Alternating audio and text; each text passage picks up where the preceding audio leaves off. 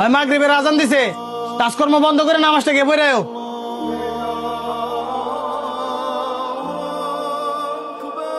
ভাই আমাদের 16টা set menu parcel দিন যাবো। দেওয়া যাইবো, তবে একটু লেট হইব। কতক্ষণ সময় লাগতে পারে? লাগবো তো ঘন্টা দেড়েক। তুমি দাঁড়ানো কিল লেগা, তাড়াতাড়ি নামাজ যাও।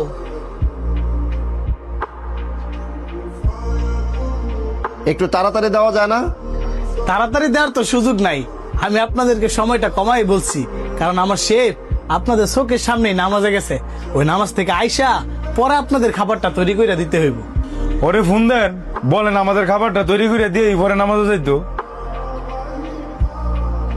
আপনারা বোঝানোর মতো না, আমাদের অনেক তাড়াহুড়া। হইলেও স্যার, নামাজের থেকে তো জরুরি আর অর্ডারটা না।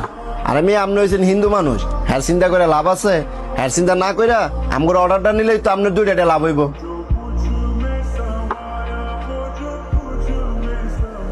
আপনারা কি হিন্দু না মুসলিম? আমরা সবাই মুসলিম।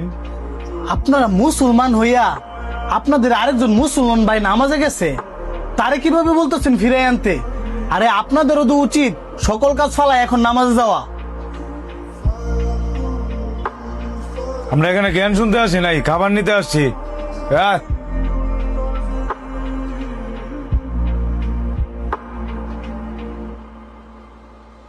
বস, অর্ডারটা কিনেছেন? না, ওনাদের নাকি অনেক তারা, এই কারণে চলে গেছে।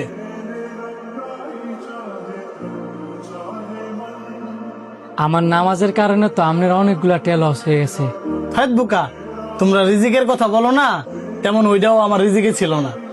তারপরেও বস, সবসময় তো আর রিজিকের দোহাই দিলে হয় না। দেখো, তোমার কথাও ঠিক আছে, কিন্তু এবাদতের আগে তো আর কাজ না, এটা তো তোমাদের ধর্মেরই কথা। আর তুমি তো আমার এখানে চাকরি নেওয়ার আগেই বলছিলা, যত যাই কিছুই হোক তোমার যেন আমি নামাজটা পড়তে দিই। এইগুলো নিয়ে টেনশন করো না, মন দিয়ে কাজ করো। আর আমার কপালে থাকলে এর চাইতে আরো ভালো অর্ডারও আসতে পারে।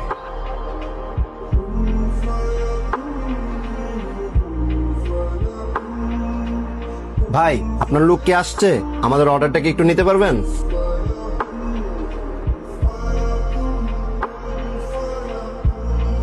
হ্যাঁ, নেওয়া যাবে।